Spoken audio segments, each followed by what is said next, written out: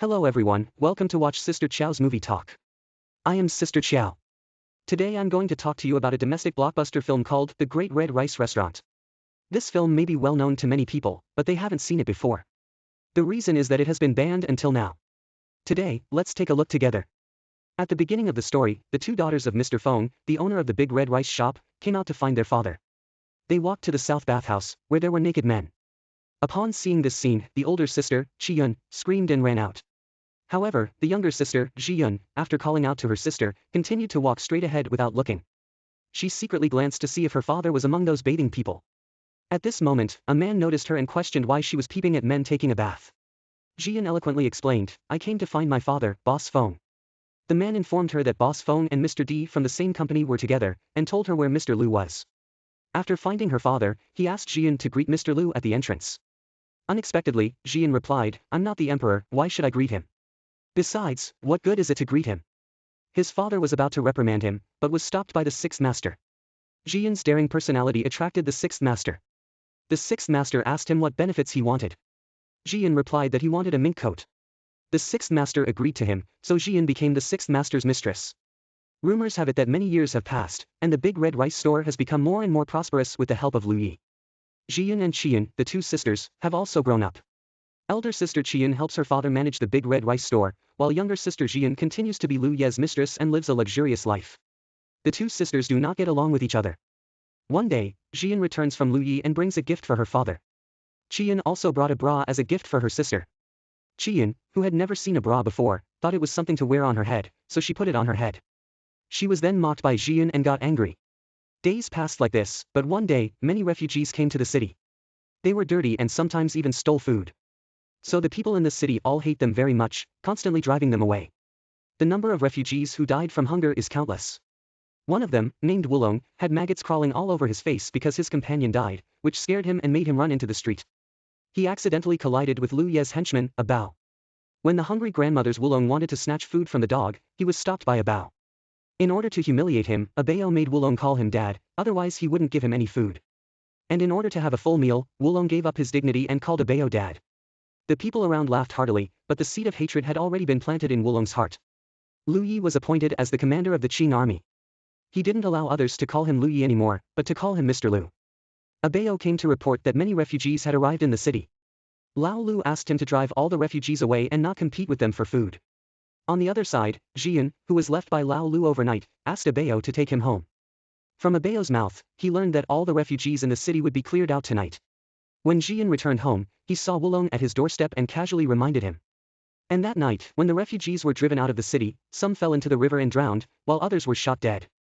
However, because Ji-yun unintentionally reminded Wulong of a sentence, he escaped a disaster.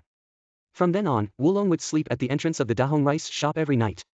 Finally, Boss Fong couldn't help but ask about Wulong's experience.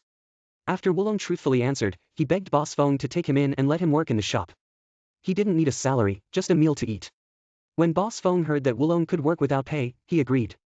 However, Ji-yun looked at the dirty Wulong with disdain and didn't want him to stay. Ji-yun, the younger sister, always contradicted her older sister. She insisted on letting Wulong stay. The capable Wulong who stayed made Boss Fong very happy.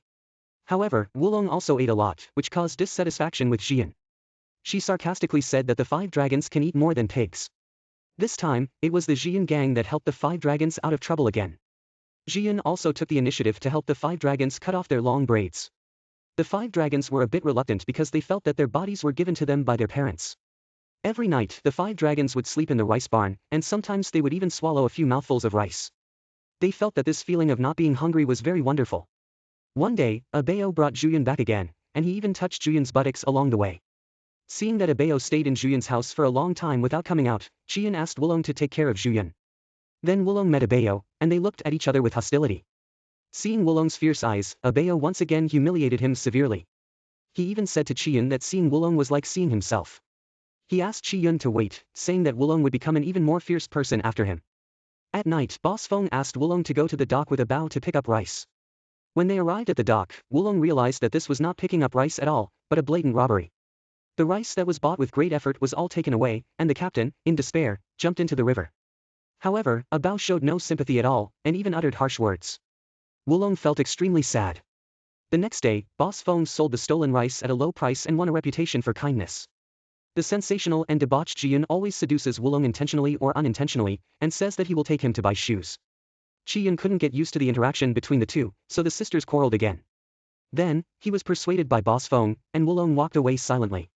The next day, Woo-long followed Boss Fong and Ji-yun out to collect rice. Watching the refugees begging along the street, Woo-long felt sympathy. However, Boss Fong told him not to meddle in other people's business to avoid trouble. Woo-long stood there carefully tasting various types of rice, when Ji-yun suddenly threw him a fruit. Abayo, who witnessed this scene, once again severely reprimanded Woo-long and warned him not to have any ideas about Ji-yun, otherwise he would be in big trouble. Woo-long's hatred towards Abao is growing deeper and deeper. He went to find his fellow villagers to complain about Abao's evil deeds and vowed to kill him. At night, Abao once again went to Mr. Feng's house and entered Ji-yun's room. Hearing Ji-yun's cries from the room, Woo-long finally understood why Abao cared so much about Ji-yun. It turns out that they were having an affair behind Lu Ye's back. Woo-long was extremely jealous, so he returned to the rice warehouse and vented his dissatisfaction crazily. The next day, Woo-long told Boss Fong that he wanted to resign and work at the blacksmith shop across the street. Because the boss of the blacksmith shop promised to give him 5 silver coins every month, he concluded that Boss Fong was reluctant to help him leave. Sure enough, Boss Fong also promised to give him 5 silver coins. He took the money and bought a pair of shoes outside, and then found a gentleman to write a letter to Lu Yi, exposing the things that Abao and Ji-yun did. Not long after, it was heard that Abao was thrown into the river and fed to the fish. To ensure that Abao was really dead, Woo-long ran to the riverside to check, but only found Abao's clothes. After confirming that Abao was indeed dead, Woo-long was very happy. One day, Ji-yun suddenly felt nauseous while eating, and everyone understood that he was pregnant. So Boss Fong took Ji-yun and Ji-yun to find Lu Yi, hoping that Lu Yi would marry Ji-yun. However, Lu Yi suspected that Ji-yun's child was Abao's, so he kept mocking and threatening him, and eventually drove them away. Without Ji-yun, who has no body, in order to find a cheaper price for the child in his belly, he has been seducing Woo-long constantly. One day, he ran to the rice barn to find Woo-long to seduce him, and Woo-long didn't accept the temptation and rolled down with him. But this scene was seen by Nangimo, so he turned on the switch of the rice warehouse and kept adding rice to it, wanting to drown the dog man and woman with rice. But this did not stop the two people in the rice barn, they continued to entangle. Fong Boss learned about the frequent interactions between Woo-long and Ji-yun, so he asked Woo-long to marry Ji-yun. On the day of Woo-long and Ji-yun's wedding, Lu Yi instructed his subordinates to bring a congratulatory gift and told them to wait until after the bridal chamber before opening it. However, both of them couldn't resist and opened it, only to find it was Abao's younger brother. Both of them were disgusted. Woo-long knew that Lu Yi wanted his own heir, so the next day he took the initiative to find Lu Yi and took off his pants, allowing Lu Yi to drown him. Unexpectedly, this courage made Lu Yi look at him with admiration. So Lu Yi took him as his subordinate and asked him to follow him in the future. The more he followed Lu Yi, the more arrogant Woo-long became. He knocked out all his teeth and replaced them with golden ones, so others called him Wu Yi. Moreover, he even disregarded Mr. Fong, and would scold the workers even if they ate an extra bowl of rice. One day, he came to the dock with a lot of silver dollars and said to the refugees that whoever called him father would receive the silver dollars. A man called his father, but he hugged him. Seeing his transformation, Boss Fong and Chiyun decided to kill him, so they hired a killer to kill him when he went out, but they didn't expect to be killed by him. After he came back desperately, he wanted to take revenge on Boss Feng's family, so on the night of Jian's birth, regardless of Chiyun's crying, he carried him to the rice warehouse and humiliated him. And Boss Feng listened to the screams of his 2 daughters and ended his life. Later, Jian gave birth to a son who looked very much like Lu Yi. So she went to inform Lu Yi of the good news. Unexpectedly, Wulong set fire to Lu Ye's house, and both Lu Yi, Ji-yun, and their child who had just gone out were burned to death. In order to avenge his father and sister, Ji-yun took out all his family's possessions and hired assassins to kill Wulong. The two sides fought fiercely throughout the night. The next day, Ji-yun went to find Wulong's body, but discovered that Wulong was not dead at all. He arrogantly shouted that he would never die. The result was secretly targeted by the gunman, and a shot ended his life, ending the movie. Watching an ordinary, stubborn and honest person being oppressed, he turned into a conscienceless demon. The shallow evil and hatred in human nature are magnified, and people treat each other cruelly, even to the point of perversion.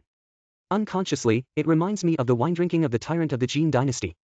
They are all small people from the bottom of society, who have been abused, full of hatred, and also have calculations and courage. But they are similar yet different.